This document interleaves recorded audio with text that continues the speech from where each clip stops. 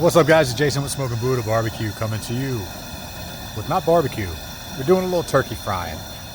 It's my brother-in-law Nathan's 50th birthday.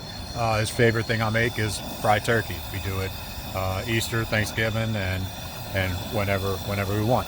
Now I know a lot of y'all are scared of turkeys or frying turkeys because shit can blow up.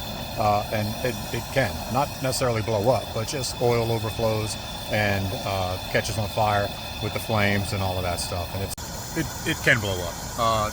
Don't put a frozen turkey in hot oil; it'll go boom. Don't do that. It's a bad time. So definitely do it outside. But one thing to try to do is displace it. So you're going to take the turkey after or before, whatever, after you've brined it or injected it, seasoned it up. I usually take an unscented garbage bag, put the turkey in there, bring it outside or bring the pot inside, however you want to do it. Drop it in there in the bag, fill it up with water till it's just over the turkey. Pull the turkey out, bagging the turkey out, and then you get your fill line where the water is. That's how much oil you put in. So then you ain't got to worry about putting too much oil in after you heat it already up, dropping the turkey in and having it overflow. So again, turkey, bag pot, fill up with water till it's over the turkey. Take it out, then you get your fill line.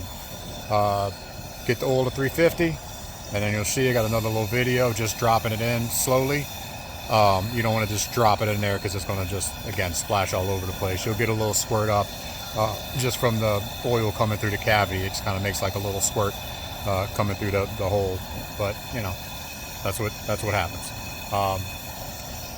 3 to 3.5 minutes a pound is what we do at 350 when the oil's burning. You got a fried turkey. The best way to eat a turkey, I think, anyway. But I know a lot of people disagree with that.